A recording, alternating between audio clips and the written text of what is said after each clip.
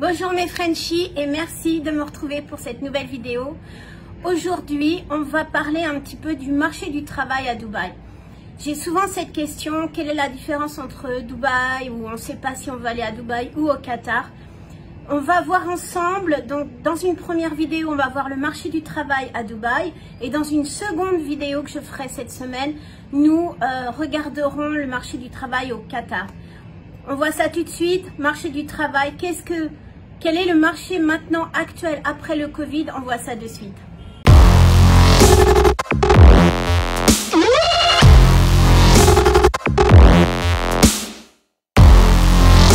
Marché du travail en fait à Dubaï. Est-ce que c'est la même chose qu'avant? Est-ce que depuis le Covid, il y a eu des incidences sur l'emploi à Dubaï? Alors je vais vous dire une réponse qui est un peu normande, malgré que je suis bretonne. C'est oui et c'est non en même temps. C'est-à-dire que le Covid a fait du mal partout, non seulement à Dubaï, mais au Qatar, mais en France et partout. Donc l'emploi, l'économie a été vraiment touchée partout dans le monde. C'est pas quelque chose spécifique à Dubaï. Mais qu'est-ce qu'il en est pour vous qui recherchez un travail à Dubaï? Qu'est-ce qui se passe? Alors en fait, il y a eu une contraction quand même du marché de l'emploi, du marché du travail, avec un gel des embauches, il faut pas, qui était prévu et qui n'ont pas été jusqu'au bout, et avec quand même des salaires qui ont été revus à la baisse. Alors attention à vos prétentions salariales. Je sais que Michael Page, par exemple, édite chaque année une revue des salaires que vous pouvez demander, mais sachez que le salaire sur Dubaï a été revu à la baisse. Donc attention à vos prétentions salariales, voyez plutôt à la baisse. Pour un exemple, un manager qui touchait 30 000 va peut-être toucher que 20 000 actuellement. C'est un passage, c'est à vous de voir si ça vous convient pour faire un tremplin ou pas. Est-ce que ça vous convient pour vivre ou pas selon votre situation personnelle. Dans certains secteurs particulièrement qui ont été touchés par la crise, je parle notamment de la crise immobilière, la crise des secteurs immobiliers, secteur de l'hôtellerie, le transport aérien, puisqu'on a été quand même, Dubaï a quand même été stoppé, donc transport aérien, les services, la vente, tout ce qui était un peu lié aussi également au secteur, il y a un peu de bruit, un petit peu au secteur du tourisme et de l'hôtellerie. Donc ça a été vraiment touché par la crise et les salaires ont baissé significativement. Alors je vais essayer de faire quelque chose sans bafouiller aujourd'hui. Bon bah je n'arrive pas. Comme vous le savez, je suis orthodyslexique et il y a des mots, c'est pas possible. Mais les salaires ont vraiment baissé dans ces domaines-là. La technologie de l'information, donc tout ce qui est IT, ça devrait rester parce que l'IT est en plein boom dans tout le Golfe. Hein. Mais là, on parle spécifiquement des Émirats Arabes Unis, de Dubaï aujourd'hui. L'IT est quand même plus en développement, donc n'a pas été très touché, mais a été quand même un peu touché. Donc tout ce qui est intelligence artificielle et IT, c'est quand même les secteurs qui vont s'en sortir le mieux, contrairement par exemple à l'hôtellerie, bien sûr. La concurrence sur place demeure très rude et très internationale. Alors quand je dis ça, ça ne veut pas dire que vous n'avez aucune chance. Ça veut juste dire que vous devez être encore plus préparé qu'avant. Avant, je vous disais, vous devez être préparé, etc. Maintenant, vous devez être extrêmement bien préparé. On le fait en formation, on le fait en coaching. Je raconte pas ça à chaque fois pour pouvoir vendre quelque chose. C'est une réalité. Malheureusement, vous allez voir que si vous allez sur place, vous allez essayer de faire vous-même. Je vous encourage pour voir. Vous allez vous rendre compte que la concurrence est là. La concurrence anglophone. Je parle pas de la concurrence pakistanaise, indienne, etc. Vous n'êtes pas du même niveau. Arrêtez de vous comparer. Mais par contre, essayez plutôt de vous comparer avec les Anglais, les Américains, les Allemands. Ils sont très bons en anglais, ils ont des super skills, ils en volent, ils savent se vendre et ils ont faim. Donc ils viennent, ils dévorent tout. Les Libanais également. Donc faites très attention mes Frenchies. à cette concurrence. Et ne regardez pas la concurrence qui est une fausse concurrence, c'est-à-dire indienne, pakistanaise, parce qu'ils n'ont pas le même savoir, ils n'ont pas les mêmes skills. Ok, ils vont vous coûter moins cher. Donc ne vous comparez pas au plus bas, comparez-vous au plus haut pour justement faire ressortir le plus vos skills et avoir le plus faim. Pardon, c'est vraiment ça qui va compter, c'est la motivation.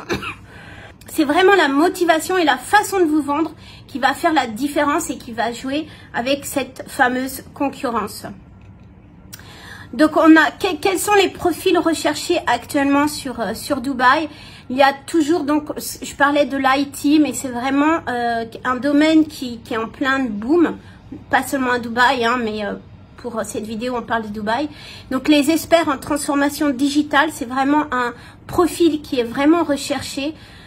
Il y a pour tout ce qui est domaine technique, etc. Il y a les métiers autour de la compliance, donc les legal compliance, le cost management, les conseillers fiscaux, les analystes, les data analystes, les data scientists. Ça, c'est vraiment des profils. Les entreprises privilègent les profils déjà installés actuellement aux Émirats. C'est plus facile pour eux par rapport justement à ce Covid qui a empêché de faire des visas, ou pas empêché, mais disons qui a ralenti l'obtention des visas. Donc ils recherchent surtout des candidats qui sont déjà sur place. Alors n'allez pas demain prendre un ticket et faire une prospection et dire ça y est, je suis sur place. Quand je dis sur place, c'est des gens qui connaissent très bien le pays, qui sont installés depuis plusieurs années ou qui ont même déjà un visa ou un visa transférable. Donc, c'est ce qu'on appelle plutôt des gens qui sont déjà sur place. Comment vous allez faire votre recherche d'emploi? Tout simplement, vous allez faire cette recherche d'emploi depuis votre pays d'origine. Faire une prospection, je le répète à chaque fois, mais faire une prospection coûte de l'argent.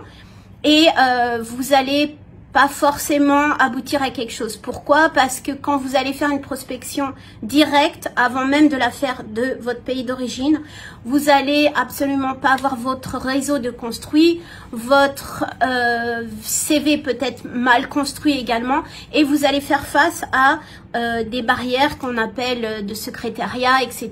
Et vous n'allez pas toucher les vraies personnes. Alors que quand vous construisez votre réseau, c'est vraiment beaucoup plus simple et facile d'aller prendre un café avec le CIO ou avec la RH et de pouvoir lui soumettre votre candidature. Mais attention, il y a aussi une certaine règle, certaines étiquettes à faire et non pas de dire hey, salut, j'arrive sur Dubaï le 15 janvier et j'ai besoin d'un travail, tiens, je te file mon CV. Et effectivement, là, vous pouvez dire ça va être niette et effectivement, vous n'aurez absolument pas de retour. Mais ça se construit, encore une fois, et c'est pas pour vous le vendre, mais c'est quand même notre cœur de métier. On sait ce qu'on fait depuis 2015. On consacre toute notre énergie, notre savoir, etc.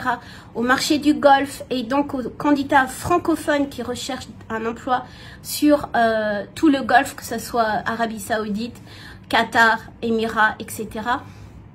Donc on connaît le mindset, on connaît les étiquettes, on connaît comment ça se passe. Si vraiment vous voulez absolument pas investir dans un coaching, dans une formation en ligne, etc. qu'on propose, essayez un maximum de vous renseigner le plus possible sur l'entreprise dans laquelle vous voulez postuler, sur la personne avec qui vous allez avoir un entretien et surtout sur le pays. Parce que j'ai encore de nos jours des gens qui me disent j'ai envie de venir aux Émirats parce que j'adore Doha. Et là, effectivement, c'est rébarbatif, personne ne va vous engager. Donc faites attention, visez bien la bonne concurrence pour vraiment mettre vos skills à la hauteur de cette concurrence et ne vous découragez pas. Oui, il y a un ralentissement de l'emploi partout de toute façon dans le monde, ce n'est pas que à Dubaï.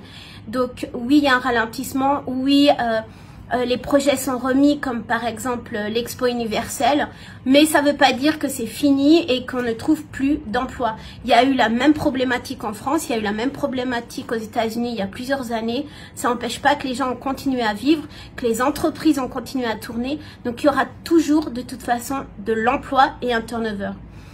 Si vous avez aimé cette vidéo, likez, forwardez, commentez. N'hésitez pas surtout à me faire des commentaires, à vous abonner à la chaîne. Et avec grand plaisir, je vous retrouve pour une prochaine vidéo. À très vite. Ciao, ciao.